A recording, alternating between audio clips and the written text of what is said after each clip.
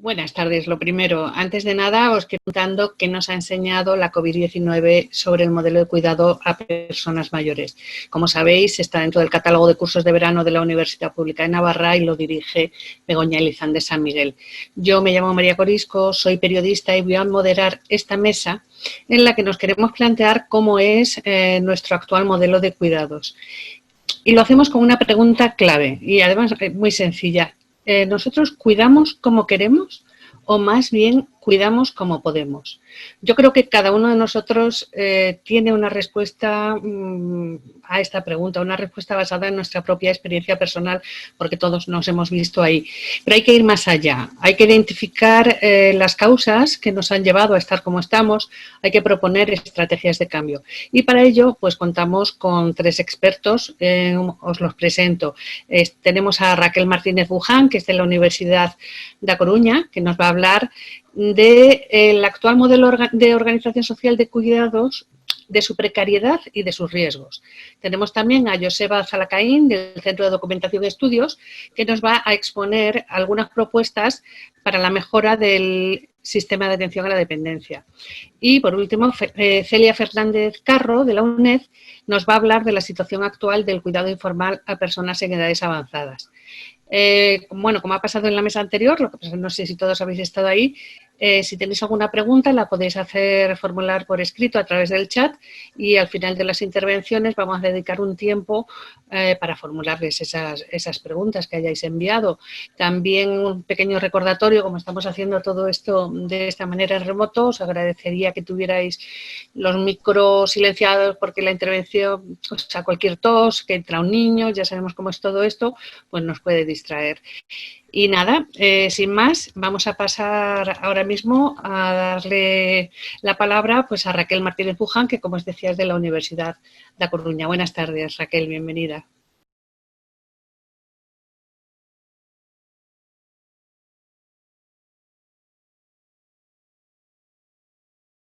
Hola, buenas tardes. Creo que ya se ha iniciado el audio. Muchas gracias por invitarme a colaborar y a participar en esta mesa, en este curso de verano tan oportuno en estos momentos y en el que todos deseamos reflexionar cuanto antes sobre las situaciones que hemos estado viviendo en los últimos meses. Así que agradezco la pertinencia a sus organizadores, a Begoña, a ti también, María, por estar pendientes de nosotros y poder propiciar este debate. Quisiera compartir una presentación en PPT. Habitualmente en mi universidad utilizamos otro programa que es el Teams y no sé muy bien en este caso cómo tengo que hacer a través de Zoom. Pensé que habría por aquí abajo en compartir pantalla, quizás. Sí, Raquel, en compartir pantalla. Perfecto, era para no meter la pata. Y entonces ahora le doy a compartir, ¿no? Si tienes que señalar el PowerPoint, la ventanita donde aparece el PowerPoint que quieres compartir. Vale. ¿Lo tienes abierto, me imagino, la presentación? No la abrí, pensé... sí, la abrí aquí, sí, aquí está. La he abierto. Buscas la ventanita, cuando lo has dado a compartir pantalla, buscas la ventanita donde está el PowerPoint. Sí. La marcas y le das a compartir otra vez y ya... A ver si no se ve nada, ¿no? Aquí pone Pedro, que supongo que es la persona que me habla en grande, pero no... a ver, ahora, sí, ahora aparece, vale, perfecto, vale. Sí, ya lo tenemos. Ahora está, ¿no? Ya está. Sí. Vale, así me permite también visualizar la pantalla y no todos mis gestos mientras voy hablando, que es una de las cuestiones que peor llevo cuando hablo a través de estos sistemas digitales, que uno se está viendo todo el momento mientras habla, como frente a un espejo, ¿no? Y genera así como un poco de... ¿Puedes poner la pantalla completa, modo presentación? Ahí. ¿Así? Así mucho mejor, sí. Fenomenal. Vale, perfecto. Muy bien, muchas gracias. Entonces, bueno, pues entonces continúo con la presentación porque tenemos unos tiempos un tanto estrictos para poder dar respuesta a todo y tenemos 10 minutos, ¿no? Que esa es la dinámica y en esta dinámica de 10 minutos, para no hablar tampoco muy apurada, he intentado rescatar 4 ideas. Una de ellas es la idea central en la que he venido trabajando en los últimos años, que caracteriza nuestro modelo de cuidados, de organización social del cuidado en España, y 3 ideas de propuesta, ¿no? 3 propuestas, que son las que me gustaría destacar o visualizar en estos 10 minutos que tengo de tiempo y que luego podemos ahondar mejor cuando hablemos en las preguntas, en el debate. Bien, pues en el modelo, a ver ahora cómo paso ahora, perfecto. El modelo de cuidados en España es básicamente similar al que pasa en otras partes de Europa del Sur y todos los estudios en los últimos años se han centrado en señalar que básicamente consiste o lo que destaca más de nuestro modelo de cuidados es la escasa representación o cobertura, una escasa cobertura de los servicios sociales públicos, combinado con una alta presencia del cuidado familiar y además, en las últimas 2 décadas, la elevada presencia de cuidadoras a domicilio contratadas a través del servicio doméstico, ¿no? Digamos que esas son las características fundamentales de nuestro modelo de organización social del cuidado en España.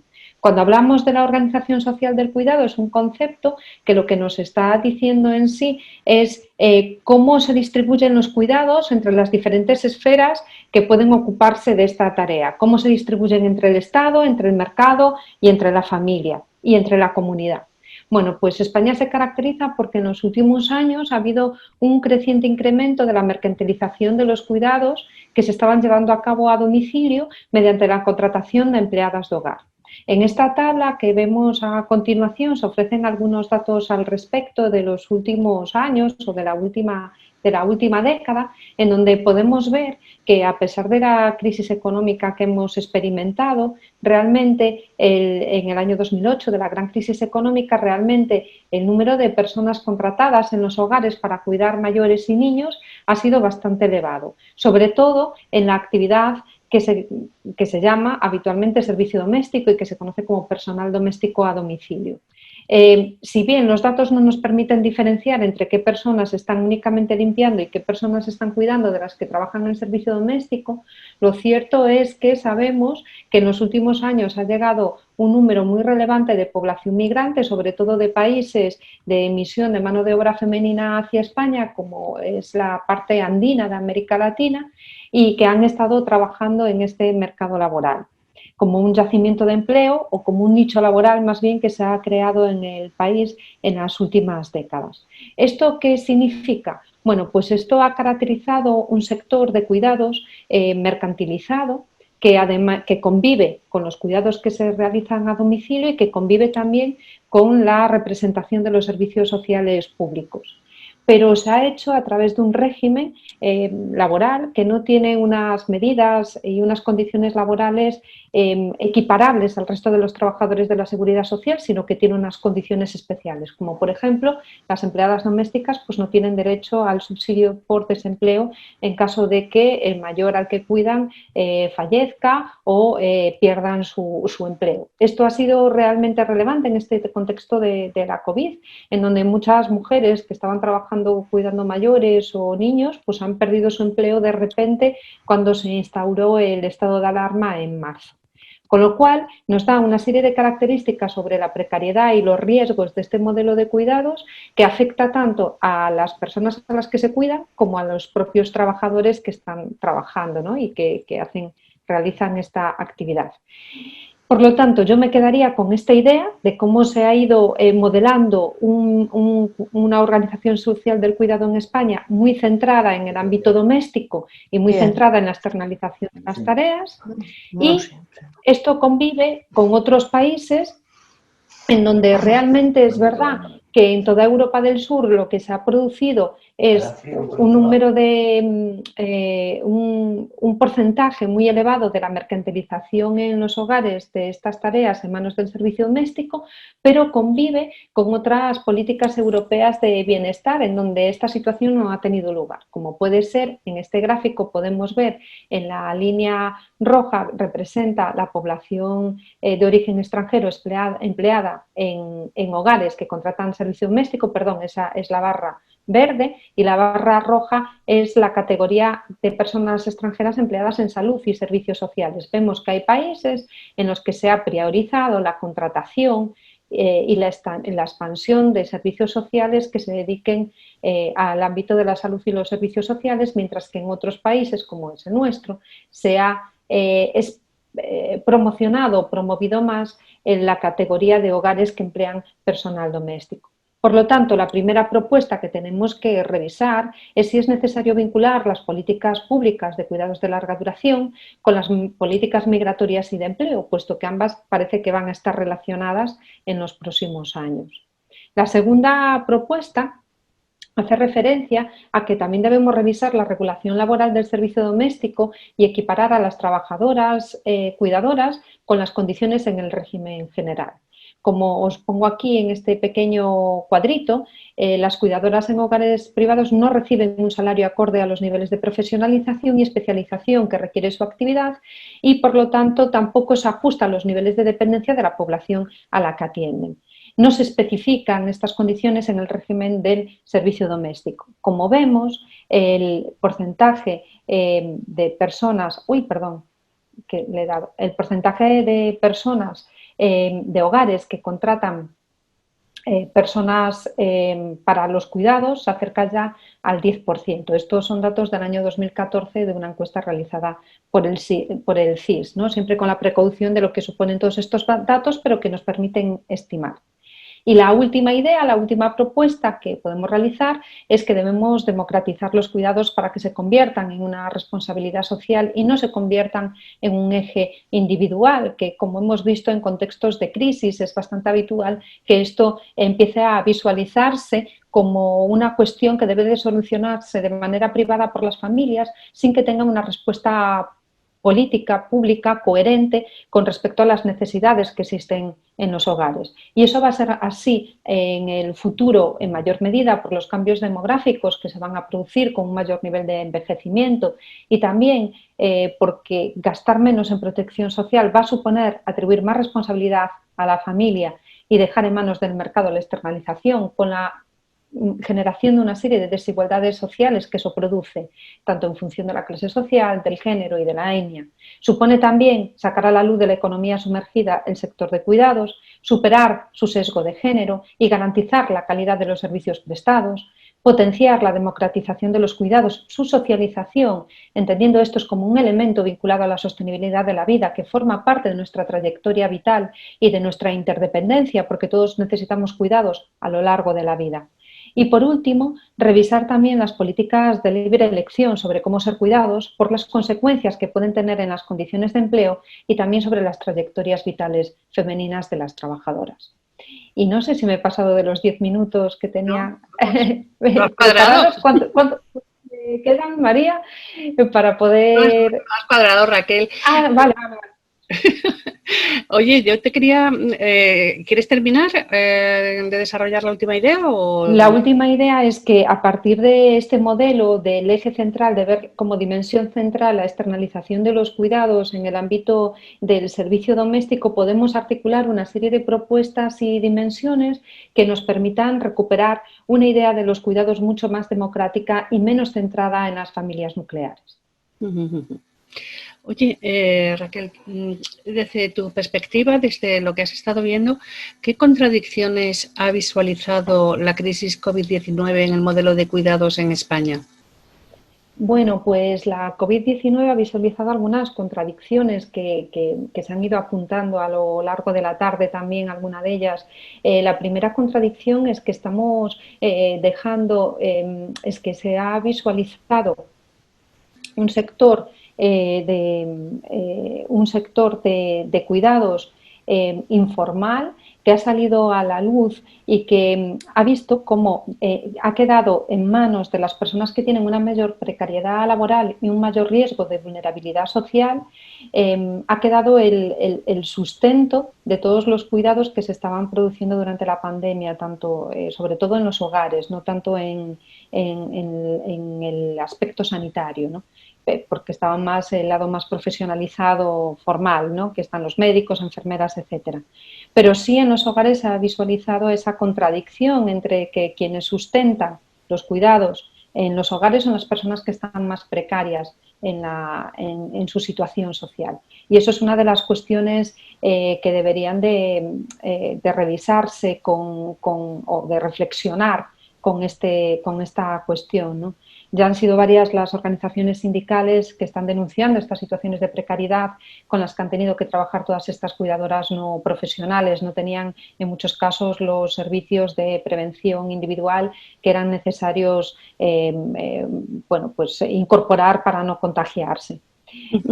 También porque otra de las contradicciones es que ha cuestionado el modelo formal de cuidados profesionales que se había implementado a través de las residencias geriátricas. Ha quedado en entredicho que se conviertan en un servicio que no estén vinculadas al ámbito sanitario, que sean un servicio social al margen, ¿no? O bueno, por lo menos... Sí, Raquel, de alguna manera parece como que todo esto que vosotros como expertos lleváis años viendo, estudiando, analizando, y nosotros que lo sabíamos de alguna manera, pero es que como que de pronto nos ha explotado en la cara, ¿no?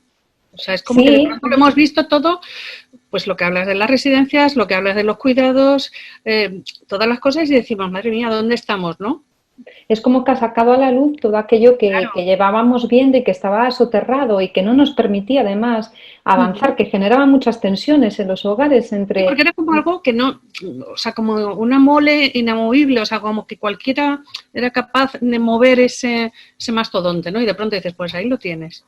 Sí, efectivamente, creo que las personas que hemos estado trabajando en este tema en los últimos años, pues hemos dicho, si es que ahí está, ¿no? O sea, ahí es como que hemos reafirmado, ¿no?, la sensación que teníamos de estar predicando en el desierto porque realmente nadie veía lo que estábamos analizando, descubriendo. En ese sentido, pues creemos que la pandemia pues ha contextualizado esta situación y seguramente habrá muchas otras crisis y contextos que lo vayan a hacer en el futuro como no tomemos ciertas medidas políticas o públicas, ¿no? Y dime.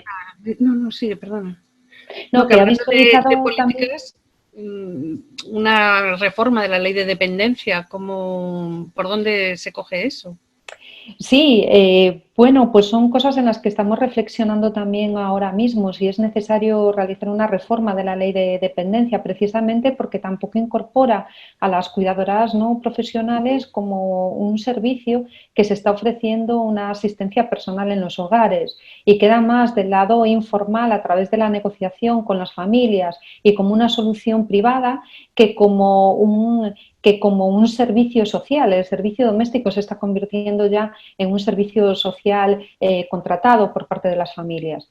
Entonces, la ley de dependencia quizá necesite una vuelta de tuerca en ese sentido y observar en qué medida se pueden incorporar de una manera profesional este sector de cuidados que ha emergido en el interior de los hogares a partir de la escasa respuesta de las políticas públicas, de la desigual distribución entre los géneros y generaciones dentro de las familias, este reparto de tareas, y está visualizando además la necesidad de fomentar una serie de vínculos sociales con el entorno que en los últimos años ya se estaban realizando algunas políticas públicas, pero que es necesario que sigan promocionándose. Vínculos sociales que han estado animados por redes de solidaridad, de apoyo mutuo, que es necesario reforzar y que encuentren también un espacio para poder actuar y que nos hagan reflexionar sobre nuestros valores y la individualización con la que hemos estado actuando en las últimas décadas. La importancia de la comunidad, ¿no?, que hablaba Maite Sancho en la mesa anterior. Efectivamente, la importancia de la comunidad porque en muchos territorios se han creado los grupos de ayuda mutua en muchas ciudades que funcionaban a escala de barrio. En algunos casos han respondido a través de organizaciones que ya habían surgido previamente a este contexto de pandemia, justamente a partir de la gran crisis que tuvimos en el año 2008. A partir de esa etapa empezaron una serie de movimientos sociales que han supuesto un germen en cierta medida a estos grupos de apoyo mutuo y de redes de solidaridad que han empezado a surgir en muchas ciudades. Se crean también a partir de la labor de muchas instituciones, no podemos obviarlas tampoco, de muchas instituciones sin ánimo de lucro que no han dejado de trabajar durante todo el estado de alarma. Y por lo tanto esta comunidad se ha gestado, y me gustaría resaltarlo también, a partir de la tradición heredada de una contestación de la ciudadanía a otras crisis sistémicas. No ha surgido de la nada, sino que aparece ya como un germen, un pozo que se hereda ya de otros procesos sociales y de otros contextos de crisis. Y es importante rescatarlo y tenerlo en cuenta porque son capaces de responder con mucho dinamismo a determinadas necesidades sociales y es necesario que exista un espacio de confluencia entre lo público y lo comunitario. La cuestión del género, aunque también lo abordaremos con otros ponentes, ¿seguimos en el mismo lugar, en la misma feminización de los cuidados? Seguimos en la misma feminización de los cuidados y durante el contexto de pandemia creo que eso tampoco ha cambiado. Podremos ver en los próximos meses también cómo va a afectar en términos de empleo a las mujeres. Muchas mujeres o muchas familias tienen que repensar su esquema de trabajo en caso de que haya otro confinamiento o ciertas cuarentenas entre los más pequeños o los más mayores, porque van a tener que responder una vez más bajo el esfuerzo familiar los cuidados que sean necesarios realizar en el futuro, en los próximos meses, porque tampoco hay una respuesta política acorde a las necesidades de esta pandemia. Y eso va a tener una influencia indudable en el trabajo asalariado femenino. Raquel, muchísimas gracias por tu intervención, por tus reflexiones tan interesantes y luego cuando terminemos las ponencias pues seguro que surgen algunas preguntas en el chat. Perfecto. Muchas gracias, Raquel.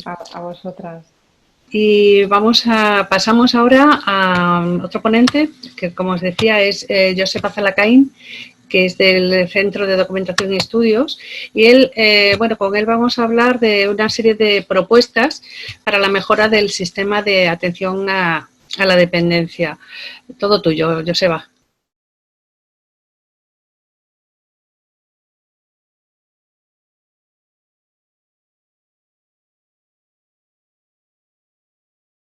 Voy a hablar de algunos retos y algunas propuestas. No tenemos tiempo en estos 10 minutos de plantear todos los retos que tiene el sistema ni todas las propuestas que cabría hacer para mejorar el sistema de atención a la dependencia, pero sí voy a hablar, sobre todo a partir de la experiencia de otros países, de algunos elementos que yo creo que funcionan bien o que funcionan mejor en algunos otros países de nuestro entorno. Y en relación a las cuestiones que a mí me parecen más importantes, y ya insisto en que no son todas, por ejemplo, no voy a hablar de la mayor parte de las cuestiones que ha planteado Raquel ahora, que me parecen esenciales. Entonces, sí que creo que nuestro sistema de atención a la dependencia podría mirar en Francia, en Alemania, en algunos otros países que son cercanos, para mejorar algunos aspectos. Sabiendo también que en esos países no es que sean jauja, o sea, quiere decir que el modelo de atención a la dependencia tiene problemas muy parecidos incluso en los países escandinavos, también en los países del centro de Europa, qué decir de los países anglosajones, pero es verdad que el nuestro tiene aún más problemas y que mirando a lo que ocurre en esos países, pues podríamos aprovechar algunos aprendizajes, ¿no? El primero, en algunos de ellos ya ha entrado Maite en su ponencia y yo igual voy a detallar un poquito más algunas cuestiones. Pero el primero de los elementos, ¿cuál puede ser en relación a esos aprendizajes? Yo creo que el primero y es esencial es desarrollar con más énfasis un espacio intermedio entre lo que entendemos como el domicilio y lo que entendemos como el centro residencial convencional. Entonces, yo creo que hay en todos los países todavía son incipientes o todavía están poco desarrolladas, pero en casi todos los países hay un desarrollo mucho mayor de lo que entendemos por apartamentos tutelados, viviendas asistidas, viviendas comunitarias. En cada país el nombre es diferente, pero existe un espacio intermedio entre la residencia convencional y el domicilio. ¿Y qué características fundamentales tiene ese espacio convencional? No solamente que son más pequeños, eso es evidente, un tamaño más pequeño y que tienen otra arquitectura. Uno de ellos es disociar lo que es la provisión del alojamiento y lo que es la provisión de los cuidados. Luego avanzaremos un poco más en esa cuestión, pero no necesariamente quien ofrece la vivienda tiene que ofrecer los cuidados. Y yo creo que ese es uno de los grandes problemas del ámbito residencial y es uno de los elementos que en otros países están más avanzados, que una cosa es alquilar una vivienda o comprarla o que tú puedas acceder a un tipo de alojamiento y otra cosa es a qué tipo, quién presta esos cuidados y cómo se prestan. Y normalmente, además, en ese tipo de alternativas de alojamiento con cuidados o de alojamiento con apoyos, los cuidados normalmente se prestan desde equipos móviles, equipos itinerantes que no necesariamente están 24 horas al día presentes en esos centros y que tienen mucho más que ver con la atención domiciliaria que con lo que entendemos como la asistencia habitual en la residencia. Entonces, desde ese punto de vista, creo que en España tenemos, en todas las comunidades autónomas existen algunos incipientes modelos de este tipo, pero creo que todavía deberíamos avanzar más en ese tipo de desarrollo de viviendas, vamos a llamarle viviendas asistidas, que están bastante más desarrolladas en otros países. Un segundo elemento que deberíamos cambiar, y ya pensando más en los centros residenciales convencionales, es lo que es el modelo arquitectónico y ambiental de las residencias. O sea, aunque sean residencias convencionales y no sean este tipo de viviendas asistidas, tenemos que pensar en centros más pequeños. Los centros españoles tienen un tamaño medio de 70 plazas, cuando en Europa lo normal es que sean bastante más pequeños. Sobre todo, mucho más pensados no solamente en habitaciones individuales, que no son habitaciones compartidas. Maite lo ha comentado antes, no pensando en términos de camas, sino en términos de estudios o en términos de apartamentos, en habitaciones mucho más grandes, individuales y zonas comunes mucho más pequeñas. La gente lo que quiere es tener un estudio, un apartamento, una habitación en la que incluso puedas cocinar, en la que puedas hacer tu vida, y zonas comunes que no necesariamente tienen que ser los grandes comedores, las grandes salas de estar en los que estamos acostumbrados a urbanizar las residencias. Y hay además mucho que hacer en cuanto a iluminación, en cuanto a zonas verdes, en cuanto a lo que es el diseño ambiental de las propias residencias, y también tenemos mucho que avanzar en lo que tiene que ver con la mezcla de usos. Estamos acostumbrados a que las residencias sean equipamientos muchas veces aislados en el tejido urbano y que solamente son residencias, pero creo que en otros países y lo que deberíamos avanzar es en mezclar o integrar esas residencias en otros equipamientos comunitarios con un uso mucho más intergeneracional de los recursos. Entonces, siempre que hablamos de esas nuevas arquitecturas del cuidado, más allá del cohousing, más allá de las viviendas colaborativas para personas mayores que no tienen necesidades en el ámbito de la dependencia, hay muchísimo que avanzar y creo que hay mucho avanzado en otros países en lo que tiene que ver con lo arquitectónico y lo ambiental. Un segundo ámbito, y algo ha salido antes también en relación a esta cuestión, donde creo que deberíamos hacer una reflexión, tiene que ver con la forma de acceso a los servicios y con la libertad de elección. Porque en Europa no existe un solo modelo, pero hay algunos países, y pondré el ejemplo de Francia o de Alemania, donde la forma de acceso a los servicios tanto residenciales como de atención a domicilio, a los servicios de responsabilidad pública, es mediante una prestación económica. Es una prestación económica y con esa prestación económica las personas compran en el mercado los servicios que necesitan. No ese es el único modelo, porque, por ejemplo, tenemos otro modelo, por ejemplo, que puede ser Suecia o los países nórdicos, donde, en teoría, es la administración pública la que ofrece un servicio, que no da un dinero, sino ofrece un servicio que puede ser de gestión pública o de gestión privada, pero ofrece un servicio para que la persona vaya reciba un servicio de atención domiciliaria o vaya a una residencia. Creo que el problema en España es que no tenemos ninguno de los dos sistemas claramente determinado. Tenemos una prestación vinculada al servicio. Muchas personas lo que la administración les da es el acceso a un centro, pero la libertad de elección del servicio de atención a domicilio que viene a tu casa o de la residencia a la que vas es mínima y es nula. es nula. Y yo creo que deberíamos plantear un debate más allá de la cuestión de la titularidad que antes se ha plantado y que Maite ha plantado sobre si los servicios deben ser de provisión o de titularidad de gestión pública o de gestión privada. Creo que debemos plantear un debate sobre cómo accedemos a los servicios. Si accedemos mediante una prestación, mediante lógicas mercantiles en las que las personas eligen qué proveedor de servicios quieren, o si avanzamos o queremos avanzar realmente en un modelo en el que es la administración la que nos dice: a usted le corresponde este centro, a usted le corresponde esta empresa prestadora de servicios a domicilio. Pero creo que ese debate está realmente sin hacer en España, y es un debate muy importante. Yo, desde luego, no tengo una posición muy clara, pero creo que la cuestión de la libertad de elección, de que las personas pueden elegir a qué residencia quieren ir, puedan elegir qué servicios reciben en su casa, es un elemento importante que deberíamos tener muy en cuenta. Vinculado con eso, Maite también ha hecho alguna alusión a esta cuestión, tenemos el reto y la problemática de las condiciones laborales y de las ratios de atención, que me parece una cuestión especialmente preocupante en España, y sin entrar en la problemática de la atención a domicilio y sobre todo la atención no regular, que es la que ha planteado, la que ha descrito Raquel, incluso en los propios residencias. Tenemos unas ratios de atención particularmente bajas en las residencias. Es verdad que la situación es muy distinta en los distintos territorios, en las distintas comunidades autónomas, pero en general tenemos ratios de atención que son insuficientes y que son más bajas que la que existe en otros países. En España trabaja muchísima menos gente, proporcionalmente hablando, muchísimas menos personas en el ámbito de las residencias que en otros países de Europa. Por ejemplo, en España tenemos 7,2 trabajadores en los servicios residenciales por cada 100 mayores de 75 años, cuando en Holanda tienen 30, o en Suecia 23, incluso en Alemania 13, que tampoco es una cantidad grandísima, pero tienen pues prácticamente el doble que nosotros. Tenemos muy poca gente trabajando en los servicios residenciales, tenemos muy pocos trabajadores por cada usuario, y además tenemos otro problema importante, que tenemos unos salarios en general, creo que también en este caso las diferencias autonómicas y territoriales son grandes, pero España es uno de los países donde las personas que trabajan en el ámbito residencial tienen una mayor diferencia en relación al salario medio de ese país. En España, el cálculo que podemos hacer es que el salario medio de las residencias puede andar en torno al 62, el 66 como mucho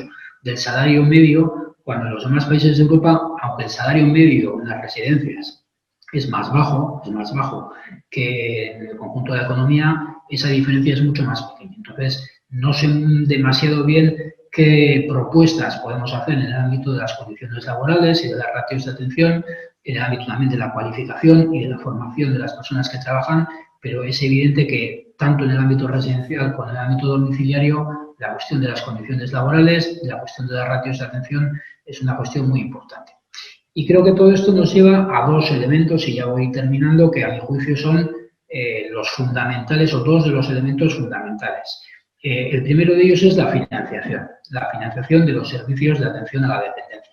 Yo, en relación a esa cuestión, creo que hay que decir, en primer lugar, que España gasta mucho menos dinero, o bastante menos dinero que otros países, en el ámbito de la dependencia y también en el ámbito de los servicios residenciales.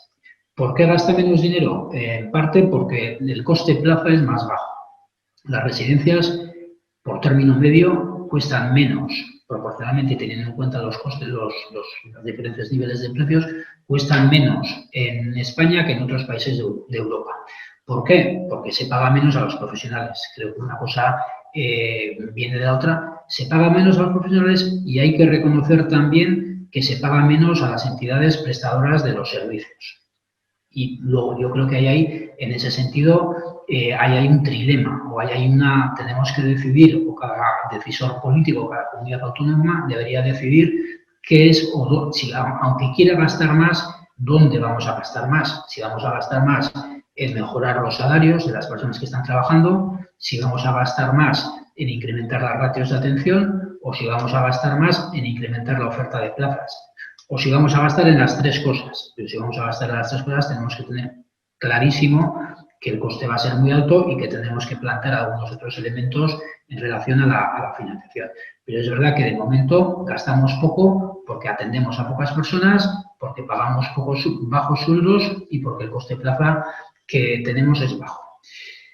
¿Qué elementos deberíamos cambiar en este modelo de financiación de los servicios sociales, de los servicios de atención a la dependencia y de las residencias en concreto? Bueno, uno de ellos es que en España el coste de las residencias se paga exclusivamente desde los servicios sociales. En otros países, en cambio, el coste de la dependencia lo pagan los servicios de vivienda, porque muchas veces lo que estamos haciendo es proveer de servicios de alojamiento y muchas veces cuando las personas no tienen dinero para pagar esa residencia, no son los servicios sociales, sino son la seguridad social y los sistemas de garantía de ingresos, que aquí serían las rentas mínimas garantizadas, los que están pagando esas necesidades que lo que cubren son servicios de alojamiento o servicios de manutención. Pues aquí tenemos un problema dentro de lo público, quién es la entidad o quién es el ámbito administrativo que debería pagar esos servicios residenciales. Tenemos una definición del copago que es bastante poco operativa. Por una parte, porque lo que hace es que las personas que tienen un cierto nivel de renta, un cierto nivel de ahorros, un cierto nivel de patrimonio, tengan que pagar bastante cuando utilizan servicios sociales públicos y además lo que hace es que muchas veces las personas no saben demasiado bien, incluso cuando reciben servicios de responsabilidad pública, si están pagando por los costes hoteleros, de manutención o de alojamiento, si están pagando por los gastos sanitarios o si están pagando por los gastos de atención a la dependencia. Y es verdad que en muchos países de Europa, por ejemplo en Francia, se distinguen 3 facturas o 3 pagos diferentes. Se distinguen se paga por el alojamiento y la manutención, por una parte, no se paga nada por los servicios médicos o los servicios de salud, igual que no se pagan en casa, y se paga poco o nada por los servicios de atención a la dependencia. La ley de dependencia apunta a un modelo de este tipo, pero creo que está todavía muy poco desarrollado este tipo de fórmulas de copago que diferencien entre los distintos servicios que se reciben en una residencia. Y el elemento fundamental, y con esto termino con la cuestión de la financiación, es que en España, en Francia, se establecieron cotizaciones, tanto los empresarios como los trabajadores pagan una cotización para financiar los servicios de dependencia, lo mismo pasa en Austria, lo mismo pasa en Alemania, pero en España, desde que se instauró la ley de dependencia y en las comunidades autónomas con la ley de servicios sociales, no se ha establecido ninguna fórmula de financiación específica del gasto en dependencia. No sé si tenemos una presión fiscal además muy baja, entonces probablemente en España deberíamos reconocer que si queremos servicios sociales y servicios de atención a la dependencia mucho más sólidos, probablemente deberíamos buscar también fórmulas de financiación específica, ya digo que pueden ser mediante cotizaciones, mediante nuevos impuestos o mediante un incremento de la presión fiscal, pero probablemente con nuestro sistema fiscal actual no podemos pagar los costes de la dependencia. Y termino con otro elemento que me parece fundamental, que es una de las principales carencias que a mi juicio tiene el modelo español de atención a la dependencia, y que es que no tenemos un sistema adecuado de regulación, de evaluación, de inspección, de innovación y de I+D+I en el ámbito de la dependencia. Lo que tenemos es un sistema que yo creo que tiene mucho de decimonónico prácticamente y de muy mediterráneo, en el que regulamos antes con muchísimo detalle un montón de elementos que tienen que ver con los procesos, que tienen que ver con las estructuras, pero damos muy poca atención a evaluar después el resultado de esos servicios, esos procesos, qué resultado han tenido en la calidad de vida de las personas. Lo que hacemos es, como mucho, inspeccionar y de una forma muy rutinaria si se cumplen algunos elementos muy pautados y muy formales, pero no evaluamos, por una parte no evaluamos el resultado de esos procesos en términos de calidad de vida y luego además no publicamos esos resultados. Los países de nuestro entorno lo que hacen es publicar para cada centro, como muchos países de nuestro entorno, lo que hacen es regular menos, regular de una forma mucho más laxa y evaluar mucho mejor y publicar los resultados de esas evaluaciones para que las personas sepan cuál es la calidad que da cada uno de los centros a los que pueden acceder. Y a mí me parece, en ese sentido, yo no sé si las entidades públicas tienen que prestar servicios, tienen que hacer provisión directa de servicios.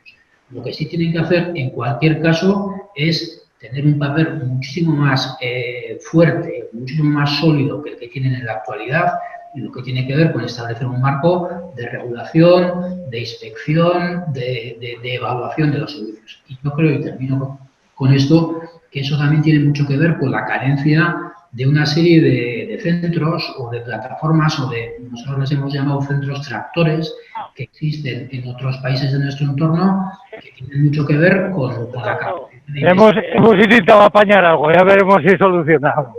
Hasta luego. Creo que sea ahí, no sé si No. se ha cruzado alguien, pero ya termino. Yo creo que realmente en España tenemos una carencia de una plataforma, no sé si es el Inserso el que tenía que realizar este papel, si se puede realizar por parte de las comunidades, pero de desarrollar instituciones o plataformas o redes que sean capaces de dar un marco de investigación, de evaluación, de directrices de calidad, de recomendaciones de buenas prácticas y sobre todo que permitan evaluar si los servicios que estamos prestando, bien sean entidades públicas, bien sean entidades privadas, especialmente si vamos a hacer que sean las entidades privadas con fin de lucro las que presten los servicios, deberíamos tener un sistema muchísimo más potente de inspección y un sistema muchísimo más importante de evaluación y de garantía de la calidad. Pues nada, Joseba, muchas gracias. Mucho trabajo tenemos por delante y muchos lastres. Por cierto, cuando has estado hablando de la financiación, quería preguntarte qué opinas de la utilización del impuesto de sucesiones para financiar los gastos en dependencia. Bueno, es una propuesta, ya digo, que en la mayor parte de los países, los más parecidos a nosotros, quizás los escandinavos sean diferentes, pero Francia y Alemania, por ejemplo, que son dos países que en ese sentido son más comparables, lo que hicieron fue establecer cotizaciones por parte de los empresarios y por parte de los trabajadores. Aquí, pues probablemente no sé si eso será muy popular o si podemos seguir cargando a los salarios, tanto empresarios como trabajadores, con cotizaciones adicionales para pagar los servicios de la dependencia. Creo que sin financiaciones nuevas, sin financiaciones específicas, va a ser muy difícil dar respuesta a las necesidades del envejecimiento en materia de salud y en materia de servicios sociales. En algunos países, especialmente en el Reino Unido, se ha planteado por qué no se incrementan los impuestos a las herencias y por qué la recaudación de esos mayores impuestos a las herencias no se vincula a los gastos al envejecimiento. A mí me parece que es una propuesta bastante sensata. Porque hoy tenemos una situación en la que prácticamente no se paga o se paga muy poco por las herencias, es lo mismo de las distintas comunidades, pero en general es un impuesto de sucesiones en el que aprovechamos poco y me parece que es una forma de mutualizar de una manera más clara el riesgo de dependencia. Ahora mismo, las personas a las que les ha tocado el tener una situación de dependencia tienen que aportar una cantidad muy importante de sus recursos mediante el copago, una cantidad muy importante de su patrimonio. Es verdad que la administración pública también pone dinero, pero hemos mutualizado muy poco el riesgo de dependencia. Es sobre todo las familias, las personas con sus ahorros, cuando les ha tocado esa situación, las que están financiando el coste de su dependencia. Al mismo tiempo, hay muchísimas personas mayores que cuando mueren están legando un patrimonio que es muy importante, que tiene un valor muy importante y que después llega al mercado. Entonces, que sean quienes o quienes nos vamos a beneficiar, porque generacionalmente probablemente nos tocaría personas como a mí, pero quienes nos vamos a beneficiar de esas herencias, seamos los que paguemos algo más para que el sistema de dependencia pueda tener algo más de financiación, frente a la idea de una cotización derivada del trabajo o de los empresarios, como ocurre en otras contingencias, me parece que es una idea a tener en cuenta. En cualquier caso, sí que creo que lo que no podemos hacer los países del sur, Italia, Portugal, España, es no hacer lo que hicieron los alemanes y los franceses, que es incrementar la presión fiscal para pagar los servicios de atención a la dependencia.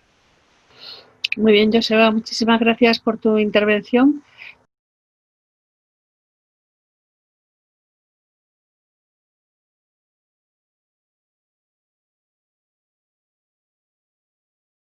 Bueno, yo quería empezar mi intervención agradeciendo a Begoña Elizalde por invitarme a participar en este curso, que es todo un placer. a la Universidad Pública de Navarra por auspiciarlo, porque me parece que iniciativas como esta merecen mucha difusión. A todos los, bueno, a las ponentes y el ponente con los que comparto sesión, porque ha sido muy interesante escuchar sus contribuciones, y también a todos y todas las que habéis asistido al curso. El objetivo de mi presentación o de mi intervención es, pues como ha comentado María, hacer una síntesis de las tendencias más importantes y las características más importantes del modelo informal de cuidados en España. Es muy poquito tiempo, con lo cual solo voy a dar grandes pinceladas, pero bueno, para mí creo que he seleccionado lo más relevante y en cualquier caso luego tendremos tiempo de profundizar en algunas si os interesa. Antes de comenzar con el quién es, cómo y por qué, me gustaría puntualizar dos cosas. La primera es que aunque concebimos el cuidado informal como aquel que proveen, pues lo definimos como aquel que provee algún miembro de la red social del mayor, principalmente las familiares, aunque también es verdad que pueden ser vecinos, amigos, etcétera. Solemos concebirlo también como un cuidado que está provocado, o la demanda que activa ese cuidado suelen ser las limitaciones de salud o unas deficiencias en el estado de salud.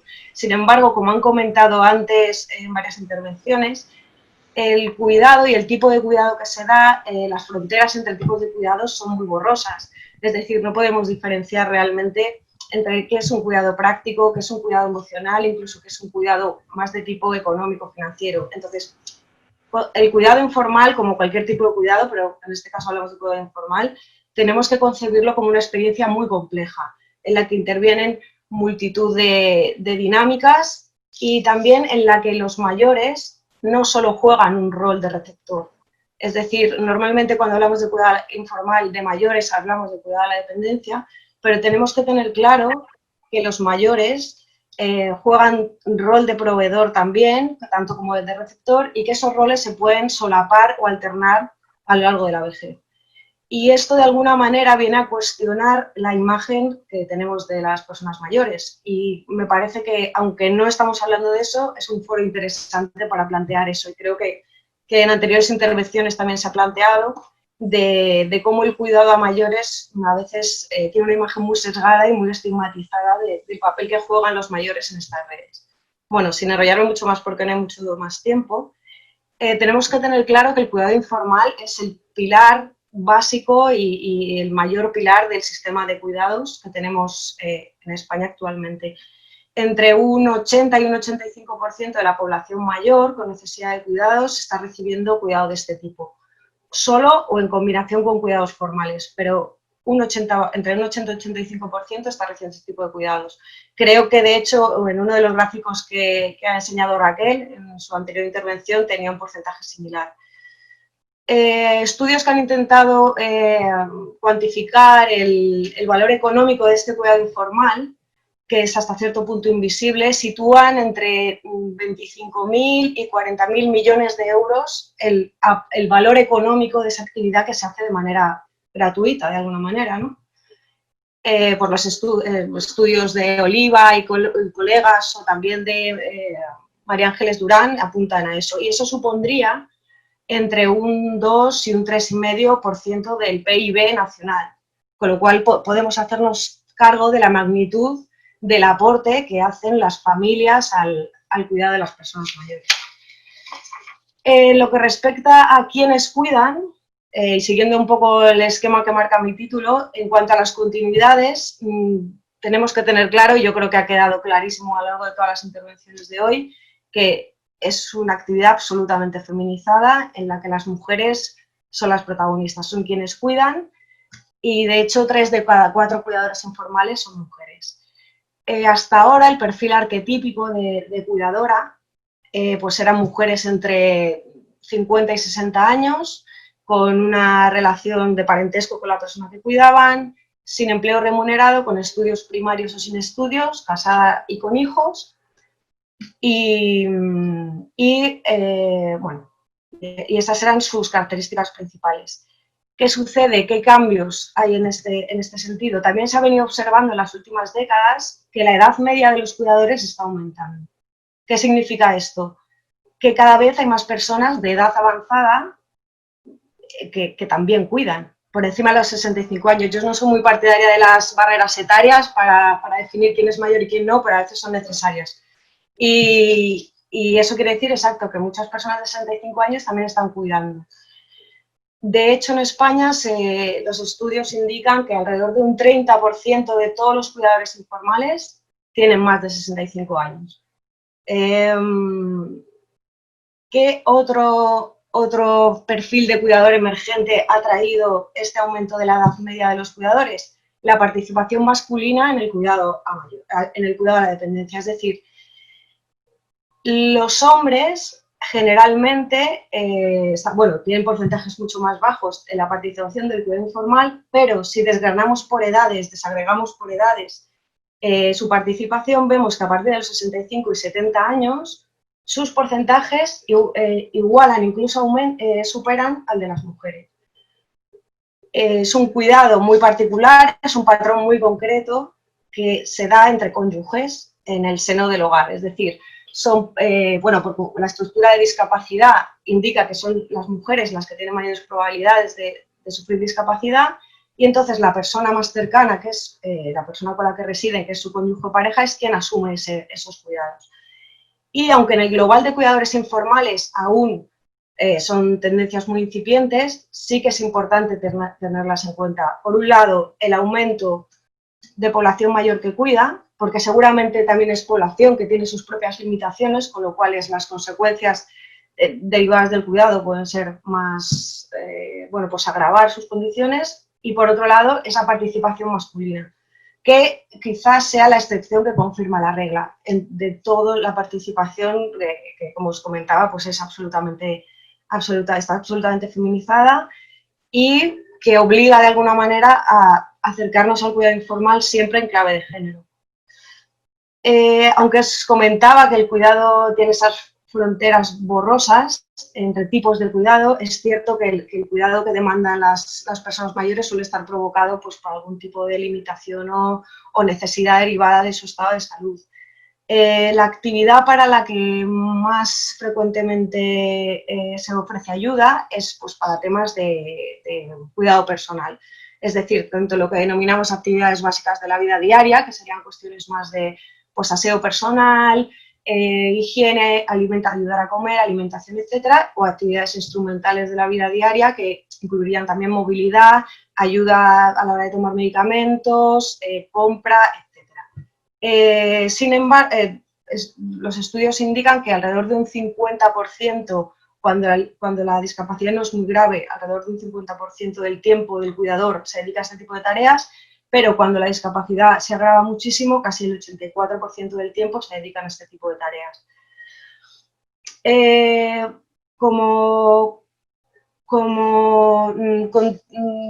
Cambio en este sentido, y ya lo han comentado anteriores ponencias, sí que se está observando una diversificación de las redes de cuidados. Antes el cuidado quizás recaía más en una sola persona, pero cada vez más vemos que tanto en las redes únicamente informales como las que compatibilizan cuidado informal con cuidado formal, cada vez hay más figuras y más actores implicados en el cuidado de las personas. Los motivos son también por la capacidad de las cuidadoras informales de asumir ese cuidado, como también creo que lo ha comentado antes Maite, porque cada vez la gravedad de la causa que activa la demanda de cuidado, bueno, pues es una enfermedad más complicada y necesita de varios tipos de cuidado. El cuidado informal sigue percibiéndose, en primer lugar, y como han comentado algunos ponentes, tiene escaso reconocimiento social, aunque es cierto que crisis como la del coronavirus sí que ha hecho saltar a la palestra este tipo de cuidados. Sigue sin tener reconocimiento social, o creo, o al menos bajo el punto de vista, no hay una percepción real de la magnitud de las tareas que hacen las personas en sus hogares. Y por otro lado, sigue también percibiéndose, aunque se está relajando y están cambiando los roles de género, sí que hay cierta percepción de, bueno, lo que se comentaba antes, de que es una tarea para la que las mujeres tienen más y mejores aptitudes, ¿no? Y de alguna manera, pues esa división sexual del trabajo sigue persistiendo, con cambios importantes, pero persiste de alguna manera. De hecho, oímos hablar mucho de la conciliación respecto al cuidado de los hijos, pero se oye muy poco, por ejemplo, del tema de la conciliación y del reparto de tareas respecto al cuidado de mayores. Y, María, ¿cuánto me queda más o menos? ¿Perdona? Perdona Celia, ya estaríamos en el tiempo, pero bueno. Sí. Pues me puedo detener aquí y... No, tú, o sea, al hilo de lo que estás diciendo, termina esta idea y charlamos un poco si quieres. Vale, bueno, pues ya por terminar, también para entender un poco el sistema informal de cuidados, hay que, remitirnos a las normas y valores respecto al cuidado, la idea de... pues que al final eso es una construcción muy cultural del deber y la obligación y el poder, ¿no? Y todo ese encaje que hay entre lo que deseamos hacer, que es un poco el título de la sesión, ¿no? De cómo queremos y cómo podemos, bajo el punto de vista ya para finalizar, realmente cuidamos cómo podemos más que cómo queremos. Muchas gracias, Celia. Yo, o sea, para rematar un poquito aquí el tema de la crisis del COVID-19, ¿qué impacto has tenido? ¿Prevés que tengan el cuidado informal a los mayores, a las personas mayores? Bueno, en primer lugar, creo que la crisis de la COVID lo que ha provocado en cierta manera es la refamiliarización del cuidado, es decir, que como sobre todo durante el confinamiento, las personas que trabajaban, a lo mejor, las que eran cuidadoras formales no podían acceder.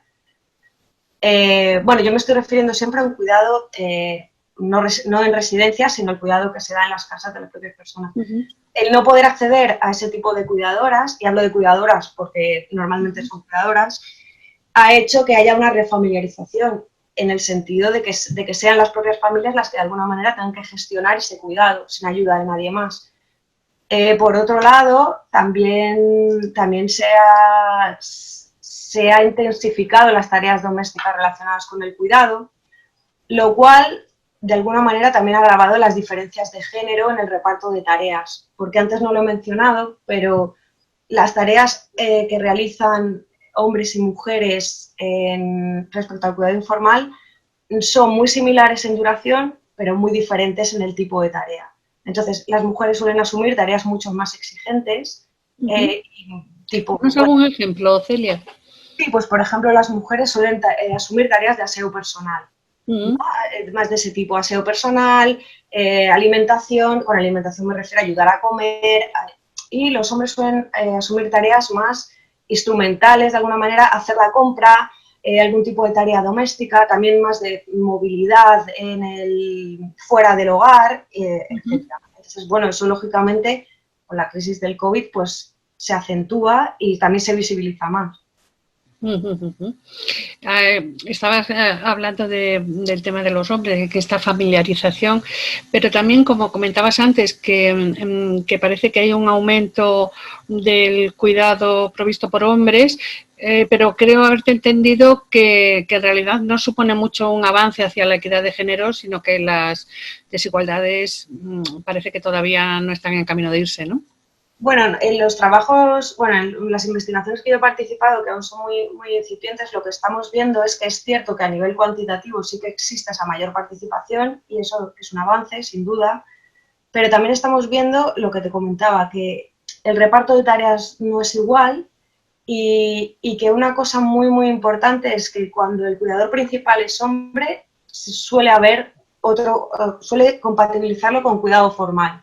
Mientras que las mujeres asumen mucho más en solitario todas las tareas. Entonces, hay que leer estos porcentajes de una manera, positiva o de que esa participación es real, que es mayor, pero yo creo que hay que tener muchas precauciones para leerlo en términos de equidad de género, porque ni se asumen las mismas tareas, ni las condiciones en las que se realizan son las mismas. Pero ya te digo, son investigaciones muy incipientes Y también necesitamos buenos datos con las que realizarlas, que de momento, pues, las bases de datos sobre cuidadores informales en España son bastante mejorables.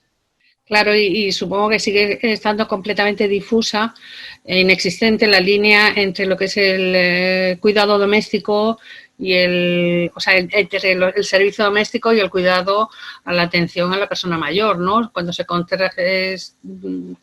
está todo metido en el mismo saco, ¿no? No, realmente sí que se distingue, pero por ejemplo, bajo mi punto de vista, una cosa muy mejorable sería el captar la red, porque actualmente las encuestas normalmente captan al cuidador o la cuidadora principal, pero sabemos que las redes se están diversificando y que no es solo una persona la que se ocupa del cuidado de las personas mayores. Entonces yo creo que sería interesante, pues, ya que se va a captar esa información o cuando se capte, pues captar las redes, no captar solo la persona principal, que muchas veces puede corresponderse o no con la persona que realmente asume esa carga.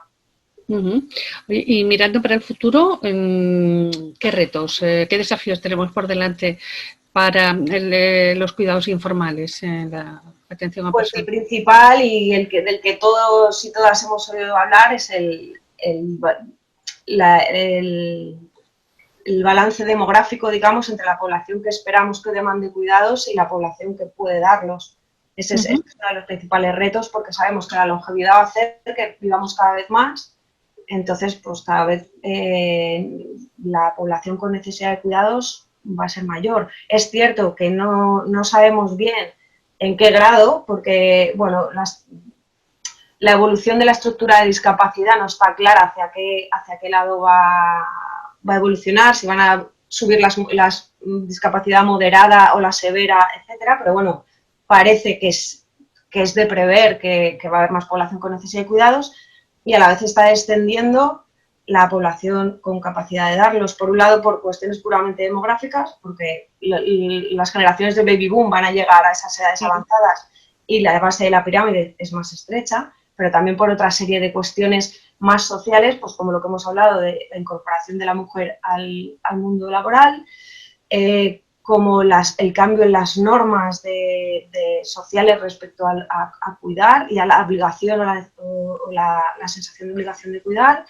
También la movilidad de las generaciones más jóvenes, que muchas veces ya no viven tan cerca de sus padres. En fin, hay una serie de cuestiones que hacen que seguramente haya un desbalance, un desequilibrio, ¿no? entre esas poblaciones. Y eso es un desafío. Yo no quiero verlo como un problema, no soy muy partidaria de esa problematización constante del envejecimiento y de los mayores y de esa relación entre generaciones, pero sin duda sí que es un reto. Pues nada, Celia, muchas gracias también a ti.